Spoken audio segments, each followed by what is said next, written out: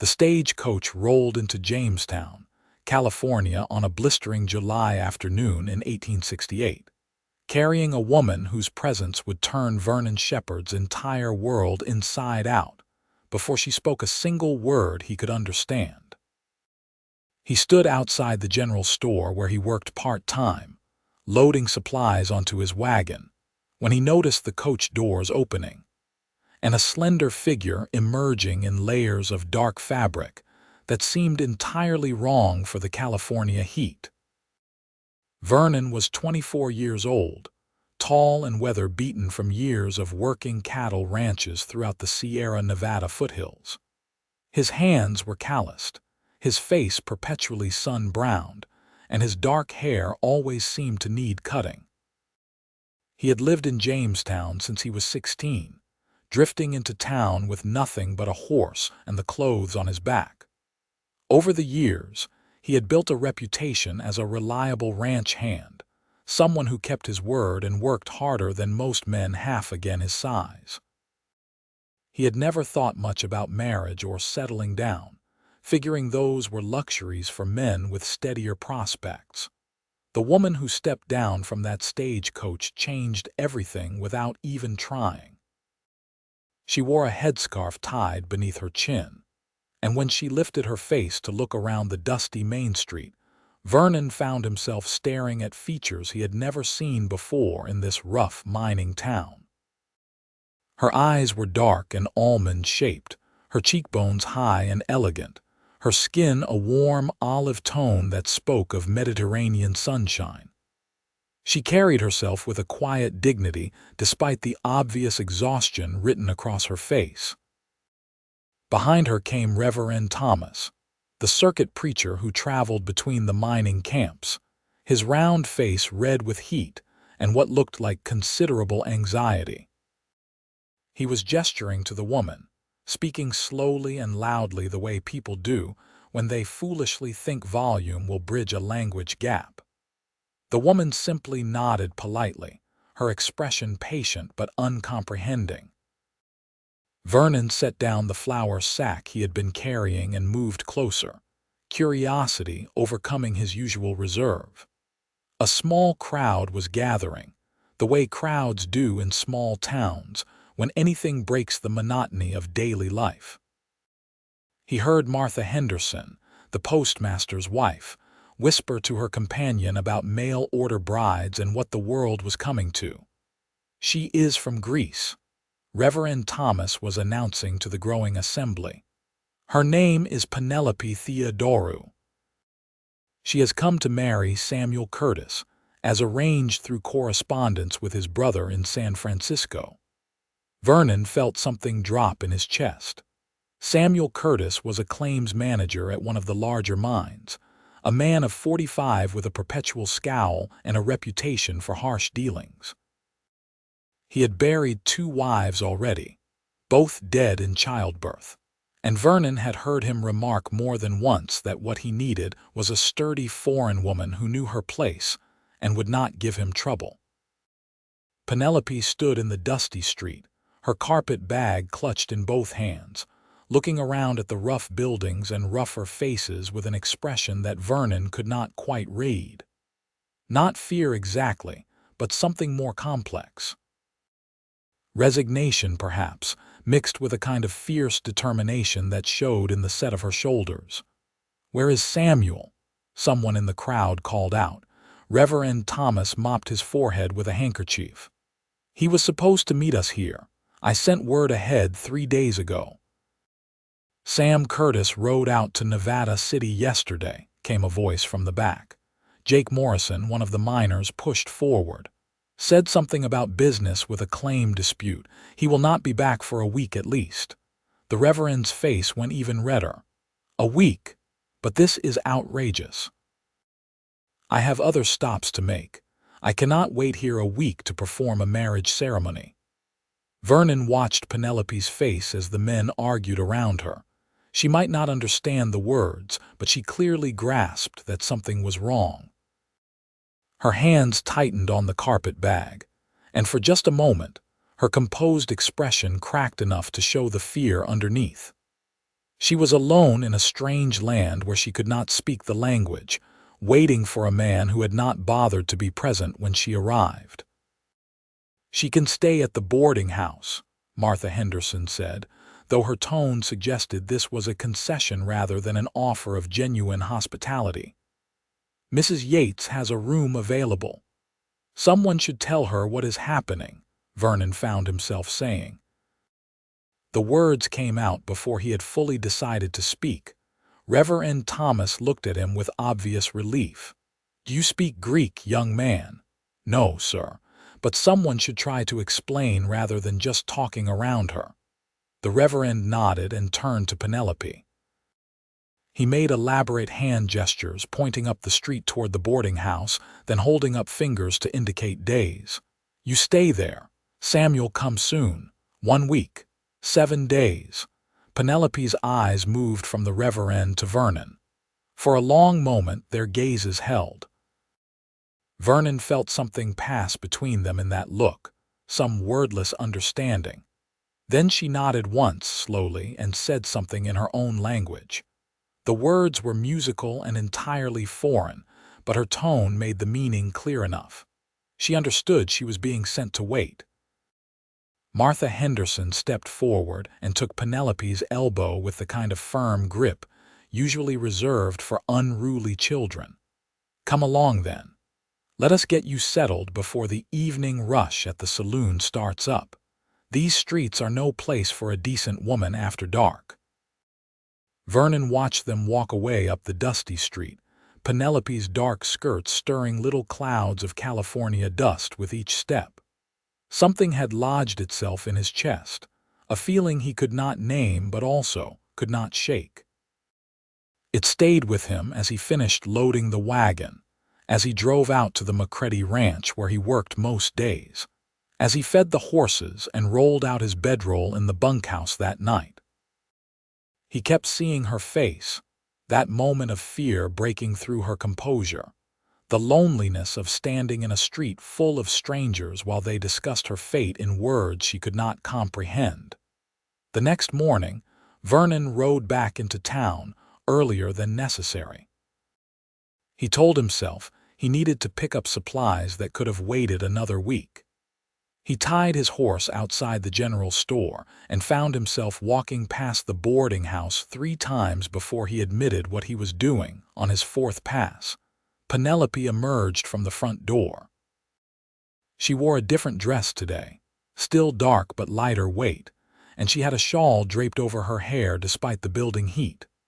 She stood on the porch for a long moment, looking up and down the street with that same careful assessment from yesterday. Then she descended the steps and started walking toward the center of town with clear purpose. Vernon followed at a distance, telling himself he was just making sure she did not get into trouble. Jamestown was not a dangerous place by the standards of many mining towns, but it was still rough around the edges, full of men far from home and civilization's restraining influences. A woman alone, especially one who could not call for help in English, might find herself in a difficult situation. Penelope walked directly to the general store and went inside. Through the window, Vernon watched her examine the goods on the shelves with careful attention. When Mr. Paulson, the store owner, approached her, she pulled a small piece of paper from her pocket and showed it to him. Vernon could not see what was written on it, but he saw Paulson's confused expression and heard his raised voice even through the glass. "I cannot read this, miss. What language is this? Greek. I do not know Greek." Vernon pushed through the door. "Maybe she is trying to buy something, Mr. Paulson." The store owner threw up his hands. "Well, she needs to point at what she wants then. I cannot read this foreign writing."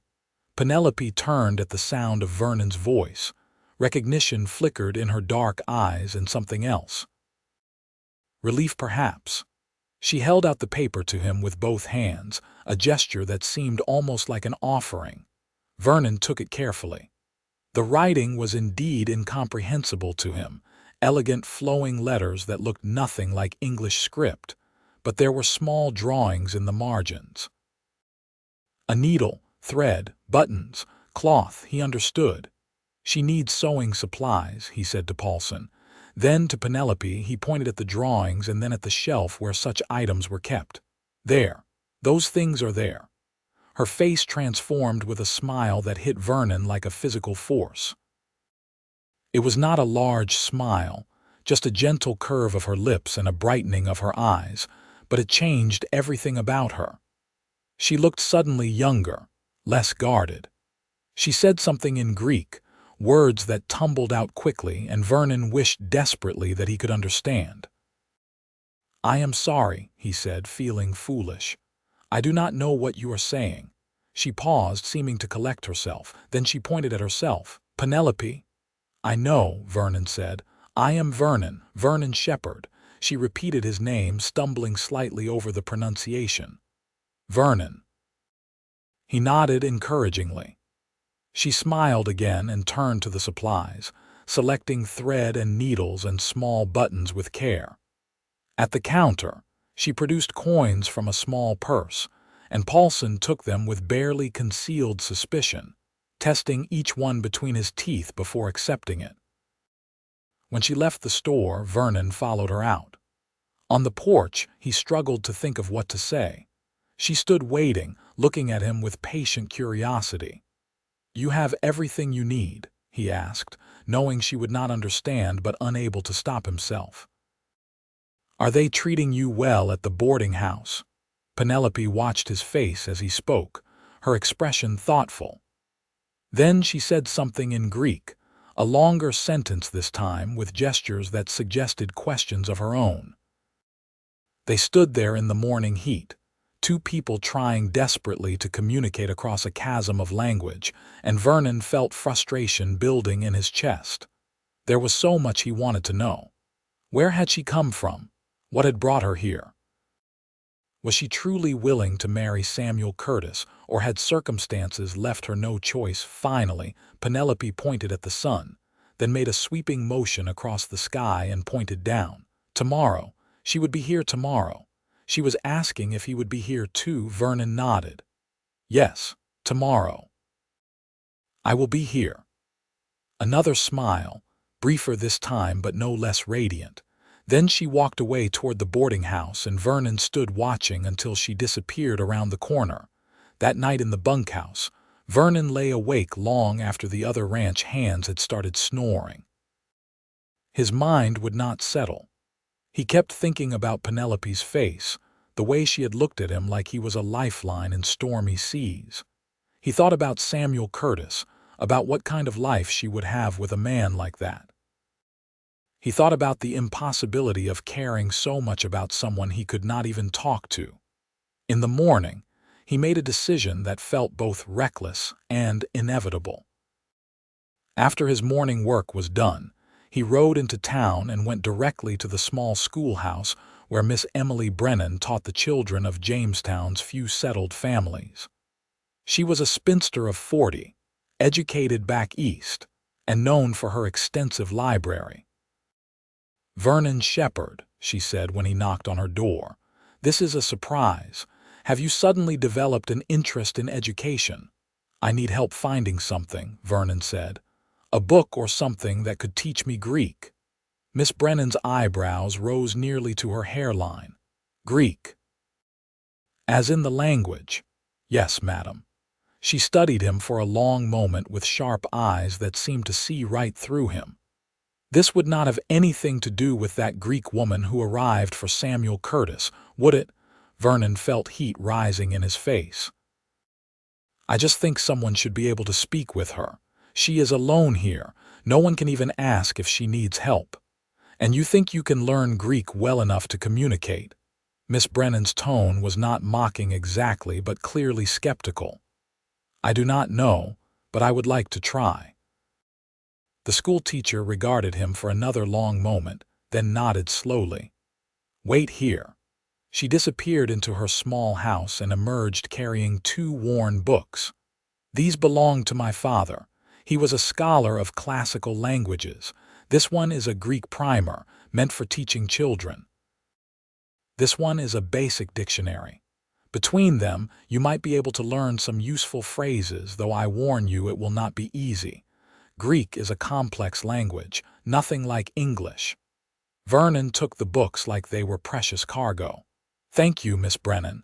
I will take good care of them. See that you do. And Vernon, she paused. Samuel Curtis is not a kind man. I am not sure what you think you are doing, but be careful. That woman is contracted to marry him, and he is not the type to take kindly to interference. I am not interfering, Vernon said. I am just trying to help. Of course, Miss Brennan said, but her expression suggested she did not believe him for a moment. Vernon rode back to the ranch with the books wrapped carefully in his bedroll. That night, while the other men played cards and told stories, he sat apart with a lantern and opened the Greek primer. The letters alone were baffling, an entirely different alphabet that looked more like mathematical symbols than writing. But he started at the beginning, sounding out each letter the way the book instructed, feeling foolish and determined in equal measure. The next morning he rode into town with a handful of basic words memorized. Hello, thank you, good morning. His pronunciation was probably terrible, but it was a start. Penelope was sitting on the porch of the boarding house when he arrived, as if she had been waiting. She stood when she saw him, and Vernon felt that strange leap in his chest again. He dismounted and walked over, very aware of the curious stares from passing townspeople. Good morning, he said in English. Then, carefully, he repeated it in the Greek he had learned. The words felt clumsy in his mouth. Penelope's eyes went wide. She said something rapidly, too fast for him to catch, but her tone was pure astonishment. She looked at him like he had just performed a miracle. Vernon held up his hands, laughing a little. Slow down. I only know about 10 words so far. She did not understand the specifics, but she grasped the general meaning. She nodded and repeated her greeting more slowly. Vernon caught a few words, though he was not entirely sure what they meant. For the next hour, they sat on that porch and engaged in the strangest conversation Vernon had ever experienced. He would say a word in Greek from his limited vocabulary, and she would nod or correct his pronunciation. She would point at things and tell him the Greek word, then wait patiently while he repeated it until he got it right. They laughed at his mistakes, at the absurdity of trying to build a bridge between their worlds one word at a time. People walked past and stared. Vernon did not care. For the first time since Penelope had arrived, he saw her truly relaxed, the tension leaving her shoulders as she realized someone was trying to reach across the divide. This became their routine. Every day, Vernon would finish his work at the McCready Ranch and ride into town. He would bring his books, and they would sit together wherever they could find space. Sometimes on the boarding house porch, sometimes on a bench outside the church, sometimes at a table in the back corner of the general store where Mr. Paulson tolerated their presence as long as they bought something. Vernon studied late into each night, his eyes burning from reading by lantern light. The other ranch hands teased him mercilessly, but he barely heard them. He was consumed by the challenge of it, by the satisfaction of each new word mastered, each phrase successfully exchanged with Penelope. Within a week, he could greet her properly and ask basic questions. Within 2 weeks, they could have simple conversations, his Greek improving daily through sheer immersion and determination. Penelope proved to be a patient teacher, and Vernon discovered she was also trying to learn English. She had her own small phrase book, and she would practice her English words on him while he practiced his Greek on her. "You are very stubborn," she told him one afternoon in halting English, the words clearly practiced. "Determined," he corrected gently. "Stubborn means you will not listen. Determined means you do not give up." She repeated the word carefully. "Determined, like you are determined to learn Greek." "Exactly," Vernon said, grinning, And you are determined to learn English. Yes, she agreed. Then, switching to Greek because she could express herself better, she added, but you are learning much faster than I am. Your Greek is getting good. That is because I have an excellent teacher, Vernon replied in Greek, the words coming more naturally now. She blushed and looked down at her hands. It was the first time Vernon had seen her truly flustered, and it made something warm bloom in his chest. They talked about small things at first. The weather, which was similar to Greece, she told him, hot and dry.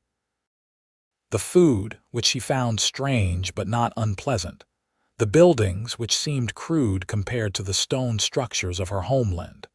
But gradually, as Vernon's Greek improved and her English grew stronger, they began to talk about deeper things. Why did you come here? Vernon asked one evening as they sat watching the sunset paint the sky over Jamestown's dusty streets. It was nearing the end of the second week, and Samuel Curtis was expected back soon. Penelope was quiet for a long moment. When she spoke, it was in Greek, because these things were too important for her limited English. My father died 2 years ago. He had debts I did not know about. The men he owed money to said I could pay with money or with marriage. I had no money.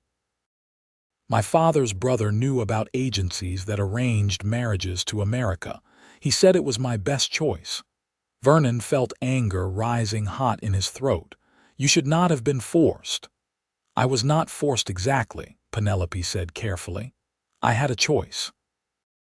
But sometimes a choice between bad things is not really a choice, is it? No, Vernon agreed. It is not. Samuel sent a picture, Penelope continued, and letters, though I think someone else wrote them for him. They said he was a businessman, that he had a house, that he wanted a wife who would help him build a life. It seemed like it could be good.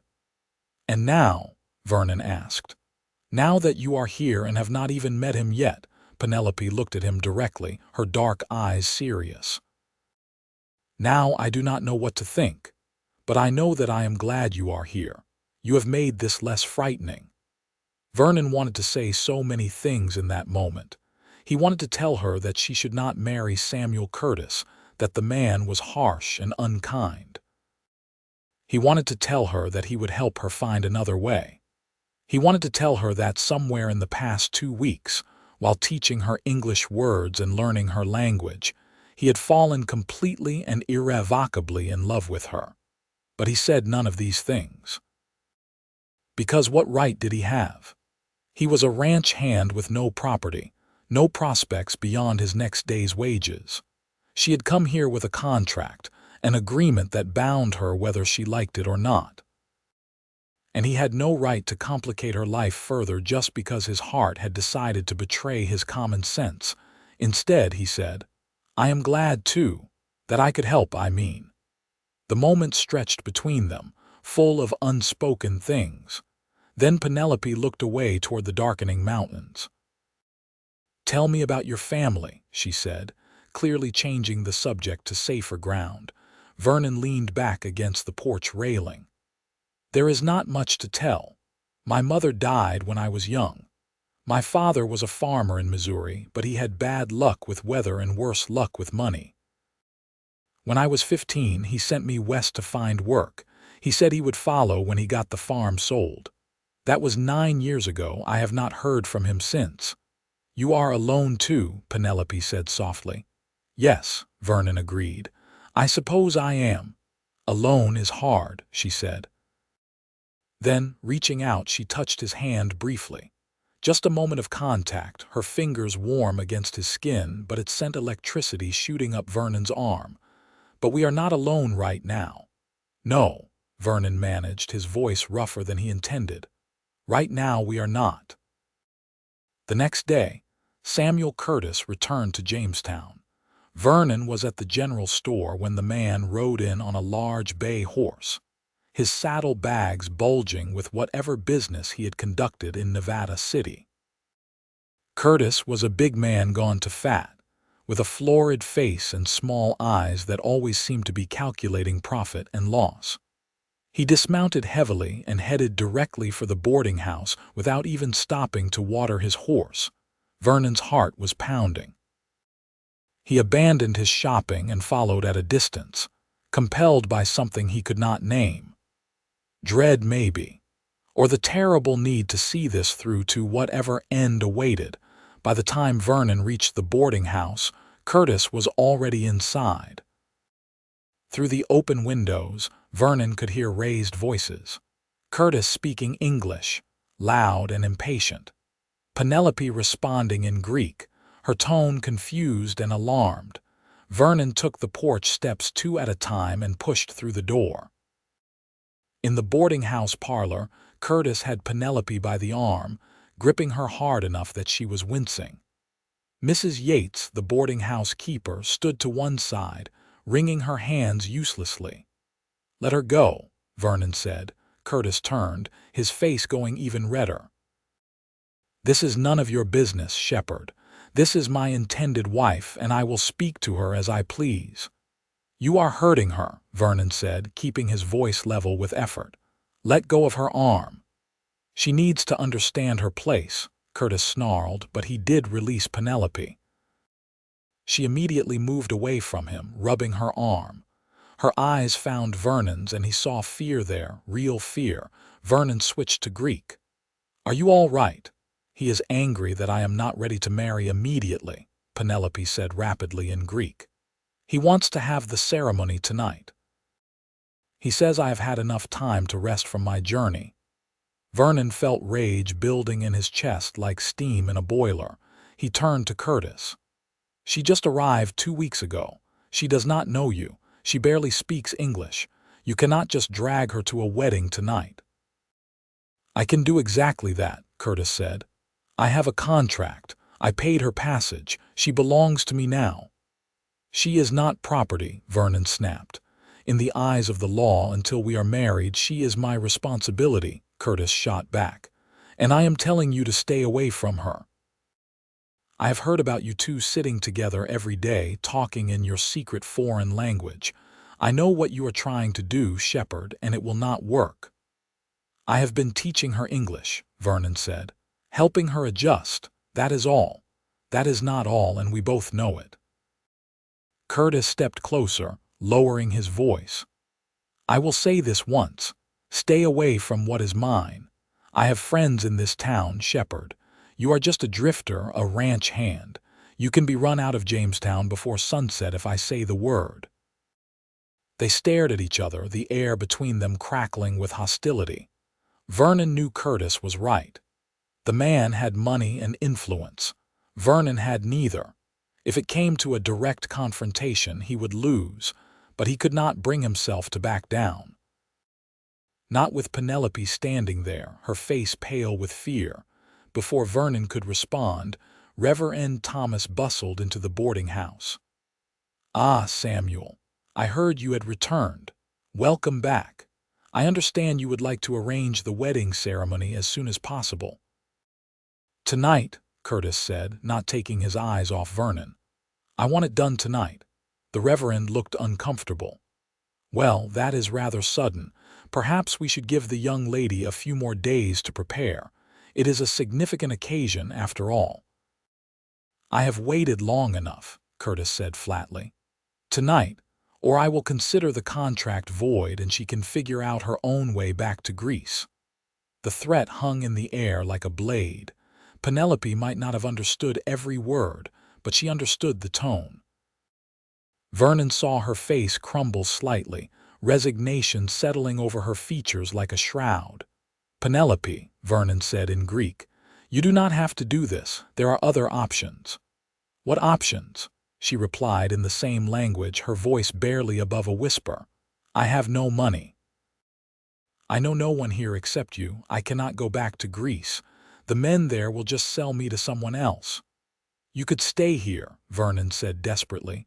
"Find work, make your own way." "Doing what?" Penelope asked. "I am alone. I have no skills that would pay enough to support myself. And even if I did, my reputation would be destroyed. I am here to marry this man. If I do not, everyone will say I am a woman of loose morals. No one will hire me. No one will help me. She was right, and Vernon knew it. The brutal arithmetic of a woman's position in this world left her with almost no agency, no choice but to follow through on agreements made by others. His heart was breaking, but what could he offer her? A ranch hand's wages, a bedroll in a bunkhouse. Very well, Reverend Thomas was saying. If you insist, we can perform the ceremony at 7 o'clock this evening at the church. But Samuel, you must give the young lady time to prepare herself properly. This is her wedding day. Curtis waved a hand dismissively.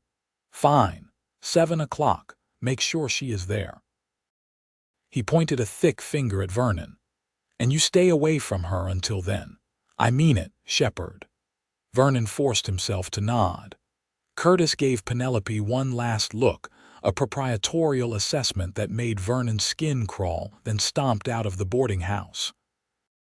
The Reverend followed, murmuring something about arrangements.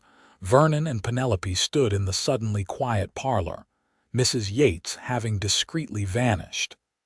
The afternoon sun slanted through the windows, illuminating dust motes that danced in the air between them. I am sorry, Vernon said in Greek, the words feeling utterly inadequate. You have nothing to be sorry for, Penelope replied. Her eyes were bright with unshed tears, but her voice was steady. You have been kind to me. You tried to help. That is more than most people would do for a stranger. You are not a stranger, Vernon said. Not anymore. No, Penelope agreed softly. Not anymore. They looked at each other across the parlor, and Vernon saw his own anguish reflected in her face. 2 weeks. That was all they had been given. 2 weeks of broken conversations and growing understanding, of laughter over mispronounced words and the gradual building of something that felt more real than anything Vernon had ever known. And now it was ending. In a few hours, she would be married to Samuel Curtis, and Vernon would have no right to even speak to her, let alone continue their daily meetings. If things were different, Vernon started, then stopped, not knowing how to finish. But they are not different, Penelope said. This is the world we live in. I have to make the best of it. Will you be all right? Vernon asked. With him, I mean. Penelope looked down at her hands. I will survive. I am good at surviving. That is not the same as being all right. No, she admitted, but sometimes it has to be enough. Vernon wanted to cross the room, to take her in his arms and promise her everything would be fine, even though he knew it would be a lie. But he stayed where he was, hands clenched at his sides, watching the only woman he had ever loved prepare to marry someone else. I should go, he said finally.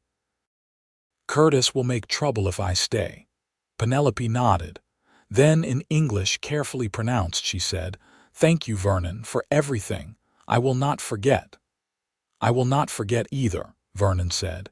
He wanted to say more, wanted to find words in any language that could encompass what he felt. But there were no such words, so he simply turned and walked out of the boarding house before he could do something stupid and reckless. He rode out of town blindly, his horse finding its own way back to the McCready Ranch. The other hands took one look at his face and wisely left him alone. Vernon went through his evening chores mechanically, his mind 1,000 miles away. At 10 minutes to 7, he found himself back in town, tying his horse outside the church. He could not say what had drawn him back. Masochism, maybe, or the need to see this through to the bitter end. He slipped into the back of the small wooden church and sat in the last pew, hidden in shadows. The church was nearly empty. Reverend Thomas stood at the front, adjusting his collar nervously. Curtis was there in his best suit, which still looked rumpled and ill-fitting. A handful of townspeople had gathered, more out of curiosity than any real interest in the ceremony. Then Penelope entered. She wore a simple dark dress, the best she had, with her hair uncovered and flowing down her back. She had no flowers, no veil, no attendants. She walked down the aisle alone, her face composed but pale, and Vernon felt something break in his chest. This was wrong. Everything about this was wrong. She should not be marrying a man she barely knew, a man she had not even chosen. She should not be walking down that aisle like a prisoner going to her execution. She deserved better. She deserved love and kindness, and someone who would learn her language just to understand her better. She deserved someone who loved her the way Vernon loved her. The realization crystallized in that moment with such clarity that Vernon actually gasped aloud. He loved her, completely, irrevocably, with an intensity that terrified and exhilarated him in equal measure. He loved her smile and her patience, her strength and her vulnerability. He loved the way she laughed at his terrible Greek pronunciation, and the way she looked at him like he was the best thing in this strange new world, and he was sitting here in the shadows, letting her marry someone else. Vernon stood up. The sound of the pew scraping echoed through the church, and everyone turned to look at him. Penelope's eyes went wide. Curtis's face turned purple with rage. "Stop," Vernon said. His voice sounded strange to his own ears, hoarse and desperate. "Just stop for a moment." "Shepherd, get out of this church," Curtis snarled. "No," Vernon said. He started walking toward the front, his legs moving before his brain had fully caught up with what he was doing. "Not until I say something." "This is a private ceremony," Reverend Thomas said, looking deeply uncomfortable. "Vernon, perhaps it would be best if you left." Vernon ignored him. He walked right up to where Penelope stood at the altar. She was staring at him with an expression he could not read. Fear, hope, confusion, all three.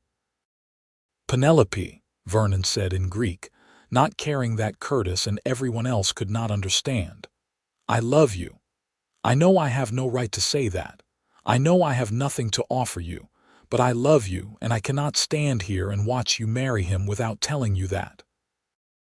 Penelope's hands flew to her mouth. Tears spilled down her cheeks. "What is he saying?" Curtis demanded.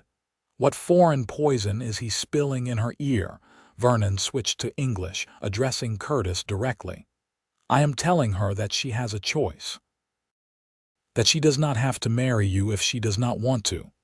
"She does not have a choice," Curtis roared. "We have a contract you made with her uncle, not with her," Vernon shot back. "She is not property to be traded." "The law says otherwise," Curtis said. "I paid for her passage." "She owes me."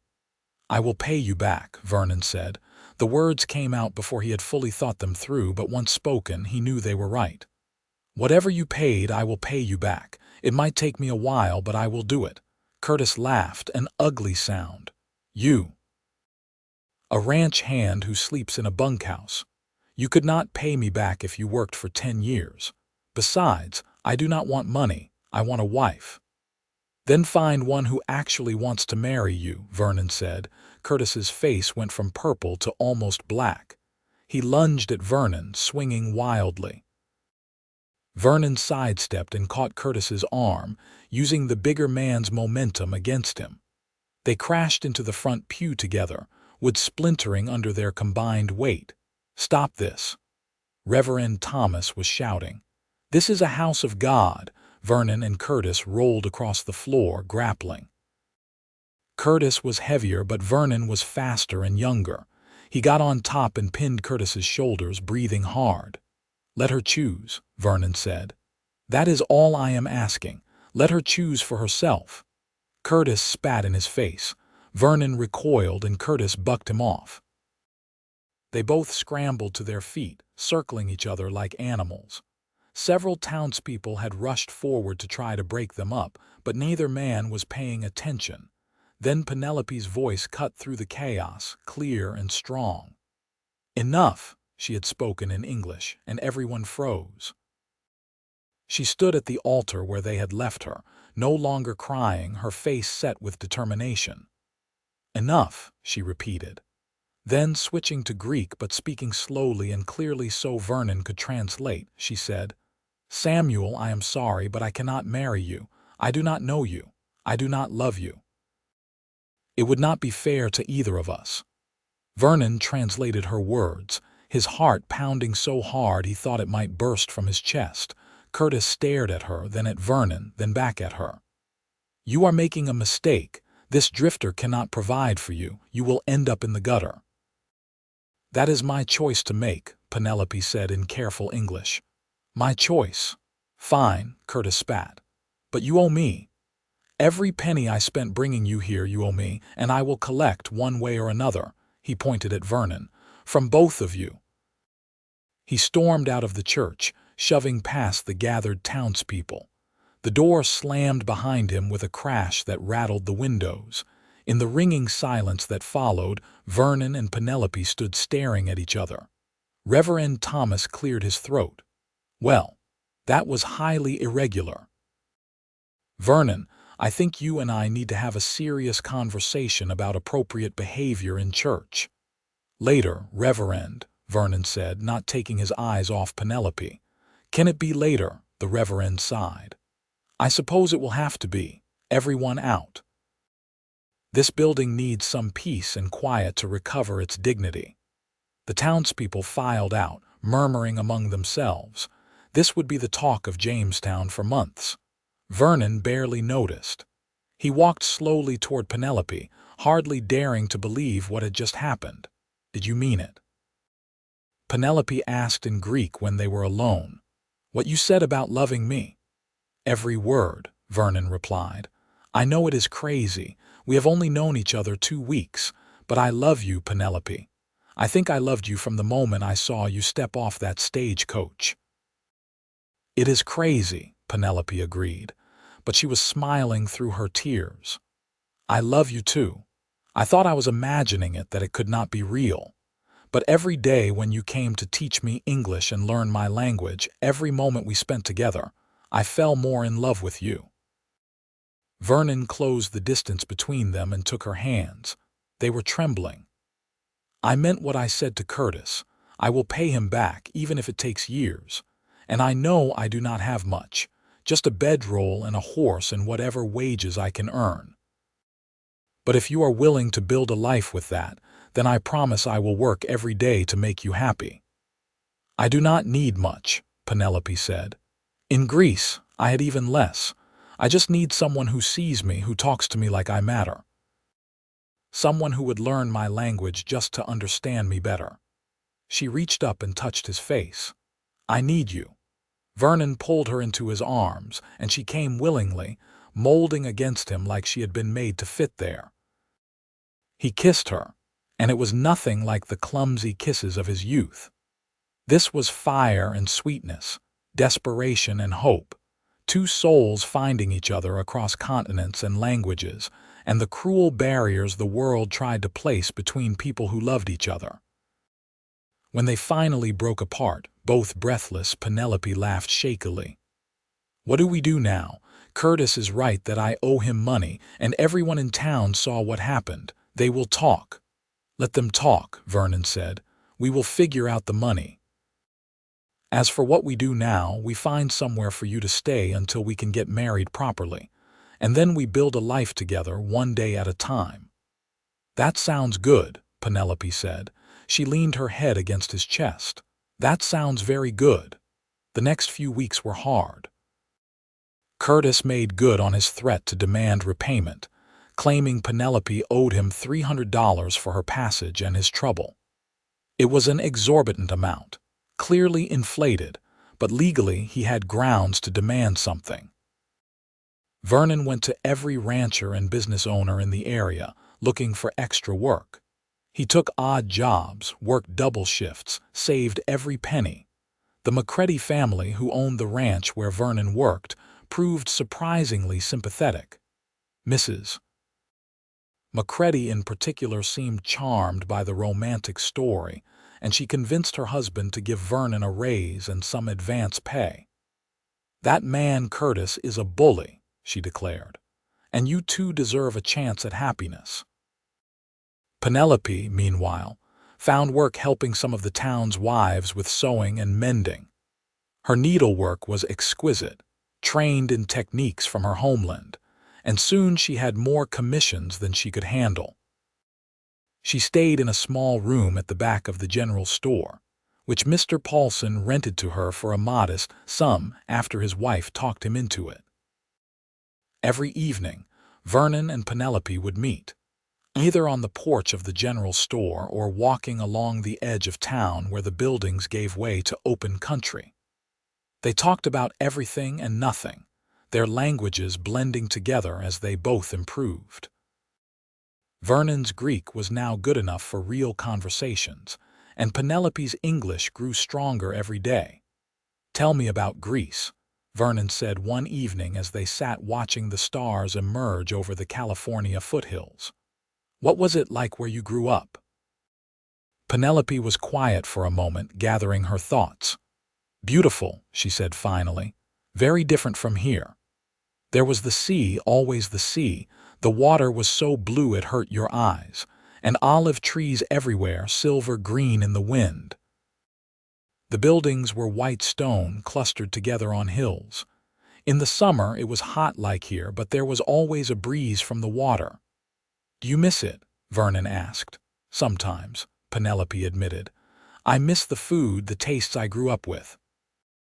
I miss the sound of church bells on Sunday mornings. I miss my mother's grave where I would go to talk to her." She leaned against Vernon's shoulder. "But I do not miss the life I had there at the end. The debts, the shame, the feeling that I was a burden to everyone around me. Here I can make my own way, I can choose." "You can always choose with me," Vernon promised. "I will never try to control you or tell you what to do." "I know," Penelope said softly. "That is why I love you." 3 months after that chaotic wedding day, Vernon finally saved enough money to pay Curtis. He went to the man's house with every dollar he had earned, counted it out on the table, and watched Curtis's face twist with frustration. The man had clearly hoped they would fail, that Penelope would end up destitute and forced to come back to him. Instead, here was Vernon with the full amount, proving him wrong. "You are a fool, Shepherd," Curtis said as he pocketed the money. "You have worked yourself half to death for that foreign woman. And for what? She will probably leave you as soon as she finds someone better." "No, she will not," Vernon said calmly, "because I am going to spend every day making sure she never wants to." 2 weeks later, on a bright October morning, Vernon and Penelope were married in the same church where their story had nearly ended before it could begin. This time, the ceremony was joyful. Penelope wore a dress that Mrs. Macready had helped her make, white with delicate embroidery in Greek patterns. Vernon wore a new shirt, his first store-bought clothing in years. Miss Brennan attended, and the Paulsons and the Macready family, and a surprising number of other townspeople who had been won over by the love story unfolding in their midst. Reverend Thomas performed the ceremony with evident relief that this one would actually reach its conclusion. When he pronounced them husband and wife, Vernon kissed Penelope to applause and cheers, and he felt like the wealthiest man in California. They moved into a small cabin on the edge of the Macready property, which the family rented to them for a minimal amount. It was just 2 rooms and a loft, but Penelope transformed it into a home with curtains she sewed and herbs she planted in boxes outside the windows. Vernon built her a proper table and chairs, working in the evenings by lamplight, determined to give her every comfort he could manage. Their first winter together was cold, the California foothills getting snow that year. But the cabin stayed warm, the fire always burning, and Vernon and Penelope stayed warmer still. They taught each other their languages late into the night, though often the lessons dissolved into laughter and kisses. They cooked together, blending Greek recipes with frontier staples, creating meals that tasted like nowhere else on earth. They talked about their pasts and their futures, about the children they might have someday, about the life they were building one day at a time. "I never thought I could be this happy," Penelope said one snowy evening as they lay together in their bed, listening to the wind howl outside. "When I got on that ship to America, I thought my life was over. I thought I was going to a kind of prison." "And instead," Vernon prompted, running his fingers through her long dark hair. "Instead I found freedom," Penelope said, "and love and home." "This will always be your home," Vernon promised. "Wherever we are, whatever happens, we will be home together." Spring came, and with it new opportunities. The McCready family decided to expand their ranch, and they offered Vernon a position as foreman, managing the other ranch hands. It came with better pay and a larger cabin on the property. Vernon was shocked by the offer. "You have proven yourself," Mr. McCready said. "You are reliable, honest, and the men respect you. Besides, my wife says we should help you and your bride get properly established." He smiled. "She is very invested in your happiness, you know." Vernon accepted gratefully. He and Penelope moved into the larger cabin, which felt like a mansion compared to their previous home. Penelope turned half of one room into a sewing workshop, and she began taking on more commissions from women all over the county. Her work was becoming known, sought after for its quality and unique style. One evening in late summer, more than a year after they had married, Penelope took Vernon's hand and placed it on her belly. "We are going to have a baby," she said in Greek, her eyes shining. Vernon felt joy explode through his chest like fireworks. "Truly, truly," Penelope confirmed. "In the winter, I think, maybe February." Vernon picked her up and spun her around, both of them laughing. When he set her down, he kissed her deeply. "I love you so much," he said, switching between English and Greek without thinking about it anymore. "You have given me everything." "We gave each other everything," Penelope corrected. "We saved each other." Their son was born on a cold February morning in 1870, exactly 2 years after Penelope had arrived in Jamestown. They named him Michael, which worked in both English and Greek. He had his mother's dark eyes and his father's stubborn chin, and Vernon fell in love all over again the moment he held him. Penelope proved to be a natural mother, patient and loving, singing Greek lullabies that made Vernon's heart ache with their beauty. She taught Michael both languages from the start, determined that he would grow up bridging both worlds. Vernon would come home from long days managing the ranch to find his wife and son waiting for him, and he marveled at how lucky he was. More children followed. A daughter named Alexandra 2 years later, then another son named Peter, then another daughter named Helen. Their cabin rang with laughter and the blending of 2 languages, 2 cultures woven together into something entirely new. Vernon's Greek became fluent enough that he could dream in it. Penelope's English lost most of its accent, though Vernon still loved the way certain words sounded in her voice. They taught their children about both heritages, celebrating Greek holidays and American ones, cooking food from both traditions, telling stories from both lands. The McCready Ranch prospered under Vernon's management, and his position became more secure with each passing year.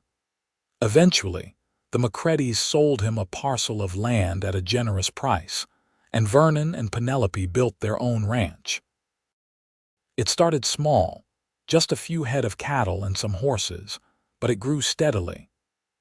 Penelope managed the books with meticulous care, her Greek education proving invaluable. Samuel Curtis left Jamestown after a few years, moving north to pursue mining opportunities. Vernon heard later that the man had died in a claim dispute, shot by a partner he had tried to cheat. Vernon felt a moment of pity, but mostly he felt grateful. If Curtis had been a different kind of man, if he had shown Penelope even basic kindness, Vernon's life would have taken an entirely different course. The children grew. Michael proved to have a gift with horses, able to calm even the most skittish animals. Alexandra became fascinated with her mother's sewing and began creating her own designs, adding new elements to the traditional Greek patterns. Peter loved books and learning, reminding Vernon of Miss Brennan. Helen was still young, but already showing signs of having inherited both her parents' stubborn determination. One evening in 1878, 10 years after that first meeting, Vernon and Penelope sat on the porch of their ranch house, watching the sunset paint the California sky in shades of orange and gold. The children were inside, supposedly doing their lessons but more likely playing some elaborate game that involved all four of them. "You ever wonder what would have happened?" Vernon asked. "If I had not been outside that general store the day you arrived." Penelope considered the question. "I used to wonder that all the time," she admitted. "In those early days, I would think about all the small chances that brought us together. If the stagecoach had been late, if Curtis had been in town that day, if you had not decided to learn Greek, if I had not found the courage to refuse the marriage. So many things could have gone differently," Vernon agreed. "But they did not," Penelope said firmly. She took his hand, her fingers lacing through his with the easy familiarity of a decade together. "We found each other, we chose each other, and we built this life together. That is what matters." "I still fall in love with you more every day," Vernon said. "I thought maybe it would settle, become comfortable and ordinary, but it never did. Every morning I wake up next to you and I feel like the luckiest man alive." "I feel the same," Penelope said. She leaned her head on his shoulder. "You learned my language to win my heart. But you won it long before you could speak a word of Greek. You won it by seeing me, by treating me like a person instead of property, by being willing to fight for me when I could not fight for myself." "We fought for each other," Vernon said. "And we will keep fighting for each other, for this family, for the life we built, for as long as we live." "Yes," Penelope agreed, "for as long as we live." They sat in comfortable silence as the sun sank below the horizon and the first stars appeared. From inside the house came the sound of children laughing, a crash as something was knocked over, and Michael's voice calling that it was not his fault. Vernon smiled. This was his life now. This chaos and love, this blending of cultures and languages, this family that existed because two people had been brave enough to reach across every barrier that separated them. The years continued to pass, each one adding its own stories and challenges and joys. The ranch grew until it was one of the most successful in the area. Vernon became a respected figure in Jamestown, known for his fairness and integrity. Penelope's sewing business evolved into a proper shop in town, where she sold not just her own work, but also pieces from other craftswomen, providing them with a marketplace for their skills. Michael took over much of the day-to-day ranch work as he got older, proving himself as capable as his father. Alexandra married a young lawyer from Sacramento and moved to the city, but she visited often, bringing her own children to visit the ranch where she had grown up. Peter went to university back east, the first in the family to do so, studying languages and literature.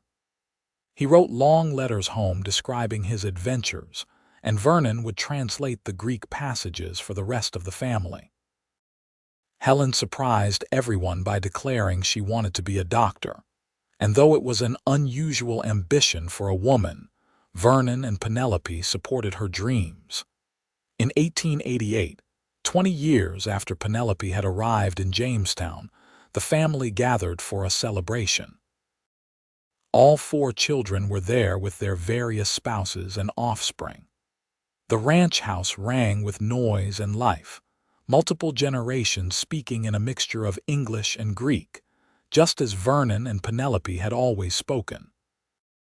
That evening, after the younger grandchildren had been put to bed, and the adult children were sitting around the fire telling stories, Vernon and Penelope slipped outside. The California night was mild, the stars brilliant overhead. They walked hand in hand to a small hill overlooking the ranch, a spot they had claimed as their own decades earlier. 20 years, Penelope said wonderingly. Has it really been 20 years?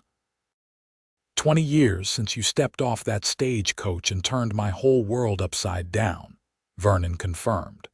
His hair was graying now, and his face was lined from years of sun and wind, but his eyes were still the same when he looked at his wife, full of love and wonder that this was his life. Penelope had gray in her hair too, and the years had added softness to her figure, but she was still beautiful to Vernon. She would always be beautiful to him.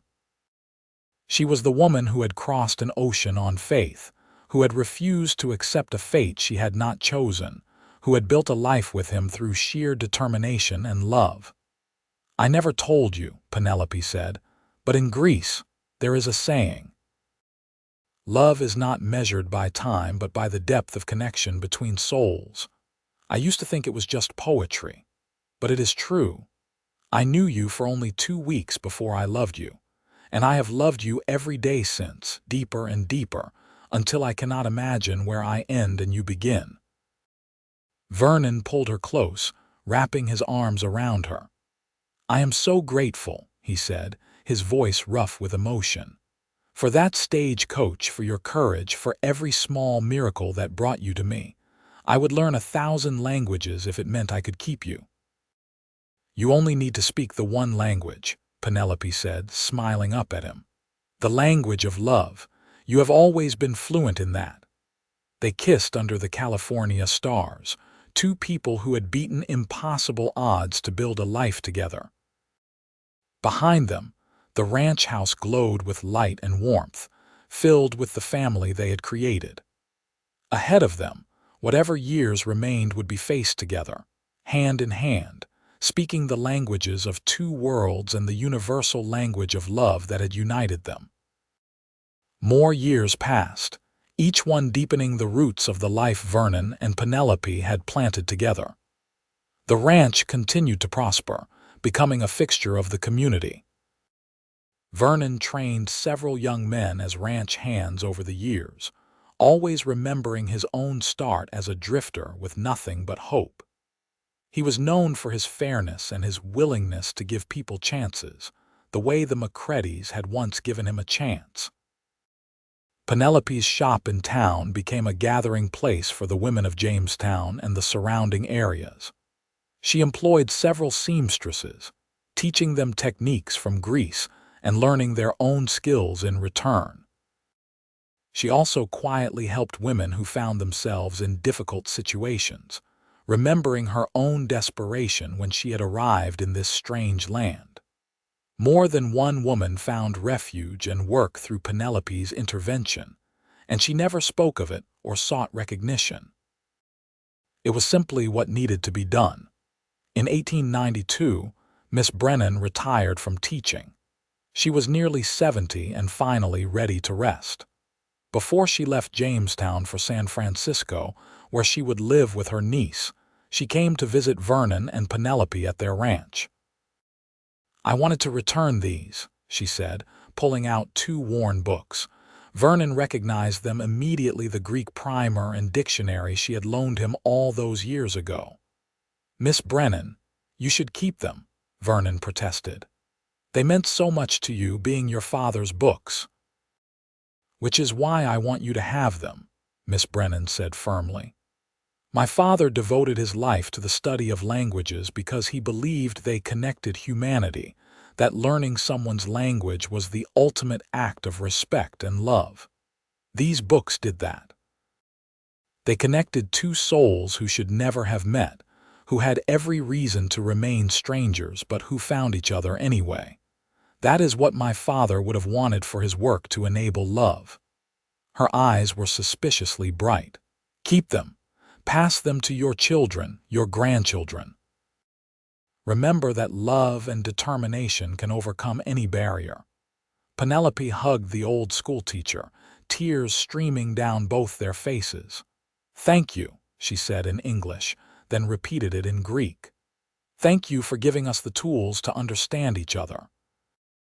After Miss Brennan left, Vernon placed the books on a special shelf in their home, where they remained as treasured possessions.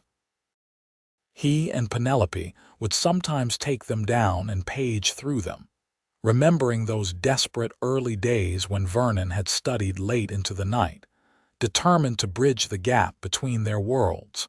The turn of the century came, bringing with it changes to the West. The wild frontier days were giving way to civilization. Jamestown had electric lights now and talk of telephone lines. The railroad had been through for decades, making travel easier. The world was shrinking, connecting in ways that would have seemed impossible when Vernon and Penelope had first met. But some things never changed. Love remained constant. Family remained the center of everything. The work of building a life together, day after day, remained the most important work anyone could do. In 1903, 35 years after that fateful meeting, Vernon and Penelope celebrated their anniversary surrounded by an enormous family. 4 children, their spouses, 14 grandchildren, and even 2 great-grandchildren filled the ranch house and spilled out into the yard. Someone had arranged for a photographer to come from Sacramento, and the whole family posed for a picture multiple generations. American and Greek heritage blended into something entirely new. That evening, as the sun set and the family began to disperse to their various accommodations, Vernon and Penelope found themselves alone on their porch once more. This had become their place, their ritual. No matter what the day brought, they ended it here together, watching the light fade and the stars emerge. "We did well," Vernon said quietly. "Look at all of this. All these lives we helped create and nurture, all this love we put into the world." "We did very well," Penelope agreed. Her hand found his, the gesture as natural as breathing after all these years. "I think about that girl on the stage coach sometimes. How terrified she was.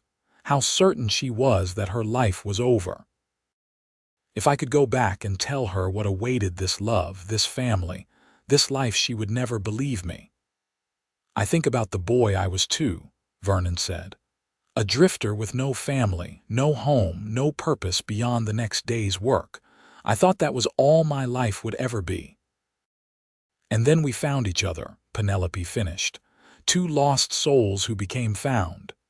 "You know what I think the miracle was?" Vernon asked. "Not that we fell in love.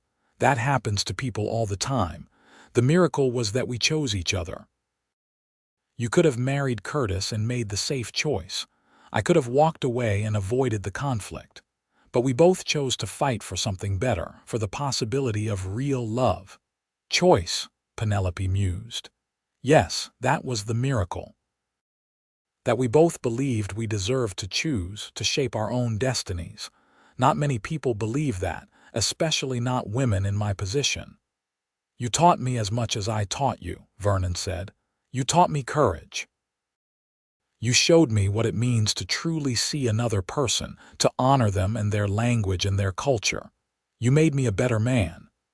"We made each other better," Penelope said. "That is what love does, the real kind. It does not erase who you are. It helps you become more fully yourself." They sat in comfortable silence, the kind that only comes from decades of shared life. Around them, the ranch settled into evening rhythms. Horses nickered in the barn. A breeze rustled through the trees Penelope had planted years ago, grown tall now. Somewhere inside, a grandchild laughed at something, the sound pure and joyful. This was their legacy. Not just the land or the business or the material things they had accumulated. Their legacy was love, the love they had for each other, the love they had given their children, the love that now rippled out through generations, touching lives they would never even know. In 1908, Vernon fell ill. It was nothing dramatic, just a slow decline that sometimes comes with age. He was 64, and the years of hard physical labor had taken their toll. Penelope nursed him through that winter with devoted care, and by spring he had recovered enough to move around again, though he never quite regained his full strength. "You scared me," Penelope told him once he was better. "I am not ready to lose you yet." "I am not ready to go," Vernon assured her. "We still have more years to live, more grandchildren to spoil, more sunsets to watch together." And they did have more years. Not as many as they might have hoped, but good years nonetheless. Vernon had to give up the harder ranch work, letting Michael take over completely, but he still rode out every day to check on things. Penelope continued to run her shop in town, though she took on an assistant to handle more of the physical work. They traveled a bit in those later years, something they had never had time for before. They went to San Francisco and marveled at the bustling city. They took a train east to visit Peter at his university. And in 1912, they took the trip Penelope had dreamed of for decades. They went to Greece. It was an emotional journey. Penelope wept when she saw the Mediterranean Sea again, that impossible blue that she had tried so many times to describe to her children. She showed Vernon the village where she had grown up, though many of the people she had known were gone. They visited her mother's grave, and Penelope introduced Vernon in Greek, telling her mother's spirit that this was the man who had saved her, who had loved her, who had given her a beautiful life. They returned to California renewed, carrying with them the satisfaction of having completed a circle. Penelope had left Greece as a frightened girl with no choices. She returned as a woman who had built an empire of love, bringing with her the husband who had learned her language just to understand her heart. In 1915, Europe erupted into war. Their youngest son, Peter, wanted to enlist, but Vernon and Penelope talked him out of it. "Let someone else's children fight," Vernon said. "We have earned the right to keep ours safe." Peter stayed, and though he felt guilty about it, he honored his parents' wishes. The war seemed far away from their California ranch, but it touched them nonetheless. Some of the young men from Jamestown went to fight and did not come home. The world was changing rapidly, becoming more connected and more dangerous simultaneously. Vernon and Penelope were grateful for the life they had built, for the family they had created in their small corner of peace. In 1918, 50 years after that July day when everything changed, Vernon and Penelope marked their anniversary quietly. They were both slowing down now, their hair completely white, their steps more careful. But their love had not diminished one bit. If anything, it had grown stronger, tempered by decades of shared joy and sorrow, tested by challenges and proven unbreakable. 50 years, Vernon said, shaking his head in wonder. "Half a century with you and it still does not feel like enough time." "It will never be enough time," Penelope said, "but we have been so blessed. Look at what we created together." They sat on their porch, that same porch where they had spent countless evenings, and looked out over the land they had built together. The ranch was thriving under Michael's management. Alexandra's children were visiting for the summer, their laughter echoing from the barn. Peter had just sent word that his book on comparative linguistics was being published. Helen had become a doctor against all odds and was practicing in Sacramento, one of the few female physicians in California. "We beat them all," Vernon said suddenly.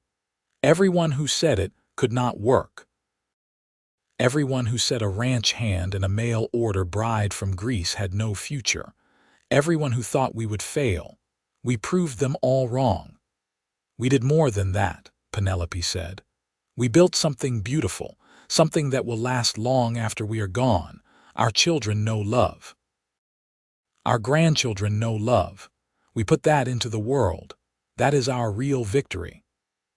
Vernon pulled her close, and she leaned into him the way she had thousands of times before. They fit together perfectly, two souls that had found their match across impossible distance. "I love you," Vernon said in Greek, the language he had learned just for her. "I have loved you from the beginning, and I will love you beyond the end." "I love you too," Penelope replied in English, the language she had learned to build their life together. "In this world and whatever comes next, I will always love you." They sat together as the sun set on their 50th anniversary, two people who had taken a chance on love when every rational reason said they should not. They had built a life from nothing but determination and devotion.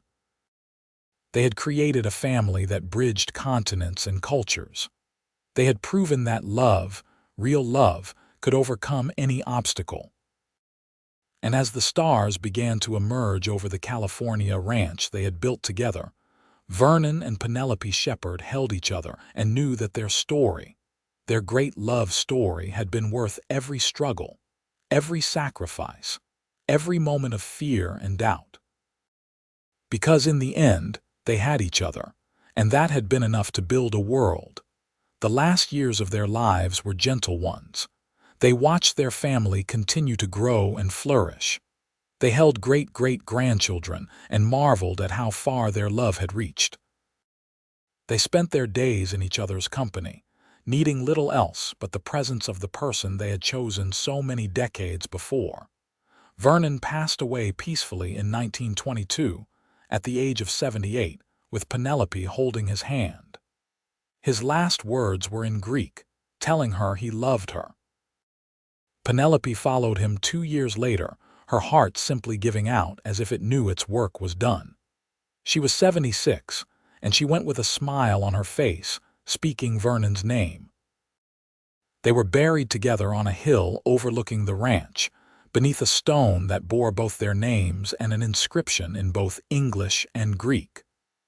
They learned each other's language and found they spoke the same tongue, love. Their children, grandchildren, and great-grandchildren gathered to remember them, sharing stories of the couple who had defied expectations and built a dynasty of love. The tale of how Vernon had learned Greek to win Penelope's heart became family legend, passed down through generations as an example of what real love looked like.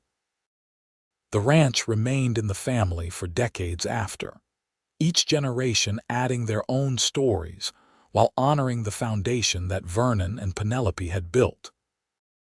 The books Miss Brennan had given Vernon were preserved carefully, displayed in a place of honor, a testament to the power of language and determination and love. And on summer evenings, family members would sometimes sit on that same porch where Vernon and Penelope had spent so many nights, and they would look out over the land and feel the presence of that great love still echoing through the years, reminding everyone who came after that true love was worth fighting for, that barriers were meant to be overcome, and that two souls determined to find each other would always find a way.